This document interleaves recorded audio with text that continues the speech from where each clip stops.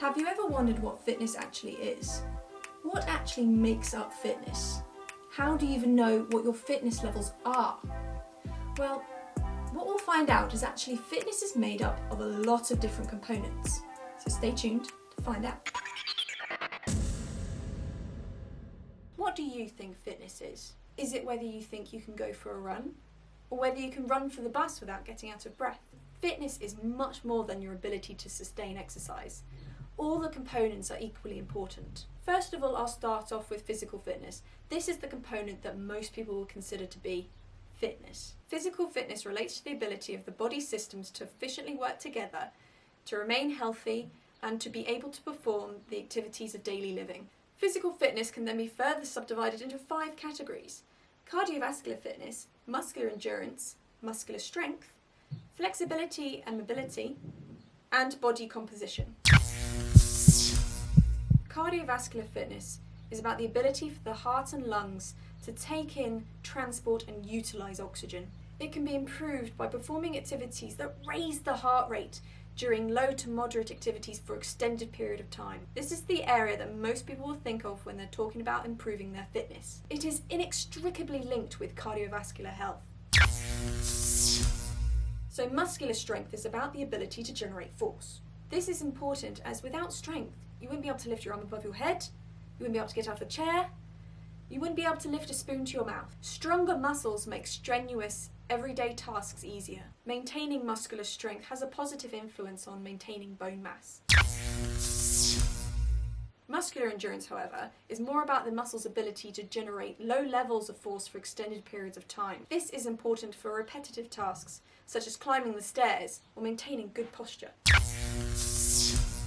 Flexibility and mobility focuses on the ability to move the joints through a wide and healthy range of movement in a manner that is fluid. It is essential for optimal muscular and skeletal function, as poor flexibility and/or mobility can make many everyday and sporting activities difficult and could lead to postural issues. Body composition is actually a component of physical fitness. It is much more important than tracking body weight alone. It describes the relationship between lean and fat body weight, and the optimal body weight can vary from sport to person to person. It is influenced by exercise, diet, and general lifestyle, which includes smoking. High levels of body fat can not only impact your fitness levels, but can potentially have a negative impact on your health. The second component of fitness relates to the skill-related component. These 7 skills relate to the interaction between the nervous system and the muscular system, and in the medical setting, it's these skills that are usually assessed in a neurological examination. Speed is about quickness of movement, whether it is about running speed or the ability to get a quick jab in boxing. It is a part about almost every sport and can be developed by training. However, top-end speed is limited by genetics and muscle fibre type dominance. Power is about the ability to develop force quickly. Where strength alone has no real speed component, power does. An example of explosive strength, i.e. power, is the vertical box jump. It is the combination of speed and strength that helps to move the body up. Reaction time is the ability to respond quickly to a stimulus. An example of this is reacting to the starter's pistol in a race, and can also be known as reflex time. It is dependent on the speed of the motor and sensory neurons working together, and it can be trained. Have you ever tripped over and caught yourself? That is reaction time. Balance is defined as the ability to keep the centre of mass over the base of support. It is important in sports such as gymnastics and ballet, but will have some strong component in other sports too. It can be trained with yoga or Pilates. It is an especially important skill to train in older people who are prone to falls due to declining physiological function that will occur with age. Coordination is the ability to move multiple limbs harmoniously in a coordinated fashion. It's required for everyday tasks, and some people are definitely more coordinated than others.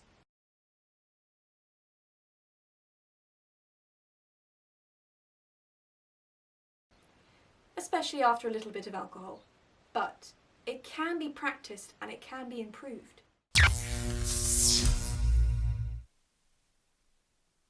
Proprioception is the ability to sense where your limbs are in space based on feel alone. Neutral spine alignment is actually a form of proprioception. You adjust your movement in space based on feel alone without being able to see it. It is a skill that is innate and can't really be trained. And if you lose it, it can drastically alter your day-to-day life.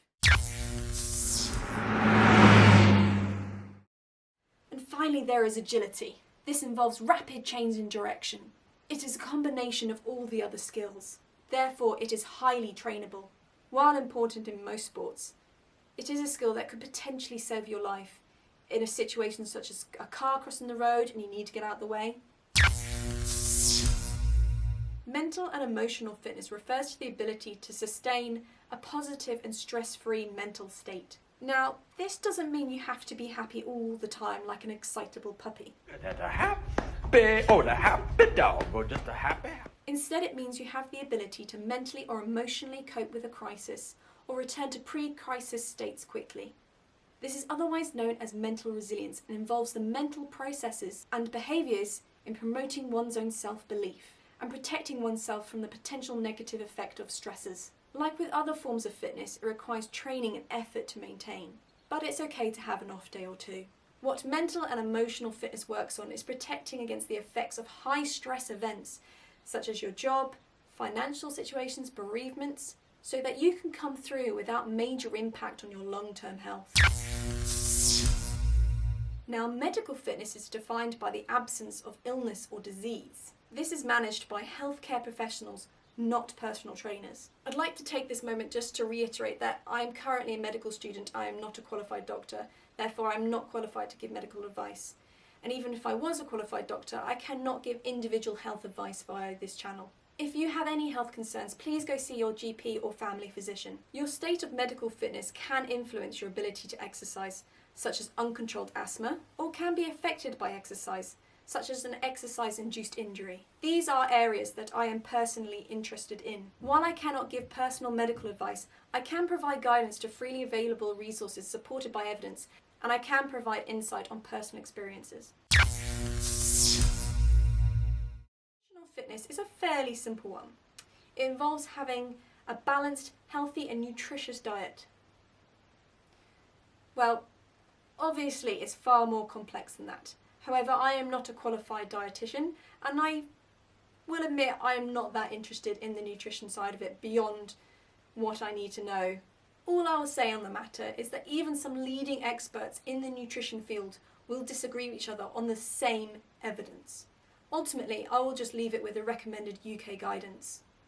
Eat more fruit and vegetables, cut down on refined sugar and salt, cut down on saturated fat, and drink plenty of fluids. Now, if you have any nutritional requirements, please make sure you get in contact with your GP or your registered dietitian. Not a nutritionist. It is not a protected term. Technically, I could be a nutritionist, despite having no training. Social fitness is the degree to which you assess, build, and optimize the relationships and interactions you have with others.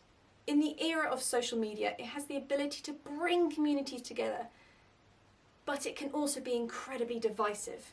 Friend, family and work-based social support has been associated with an increased personal well-being, and all-cause mortality is lower in the presence of social support. A healthy social network can be beneficial to both your physical and mental fitness. Our final stop on our whistle-stop tour of all things fitness are the non-modifiable risk factors. All what I have discussed previously are things that can be changed, can be influenced. You can modify all those things. The following can't be changed. And this includes factors such as aging, your biological sex, and your genetics. But they still have an influence over your fitness. So that concludes what is fitness. It is a hugely complex topic, and I look forward to bringing you more content over the coming weeks. Remember to like, subscribe and ding that bell if you want to be the first to know about more content that hits this channel, and don't forget to share with your friends. Thanks for watching. See you in a couple of weeks for more FitMed.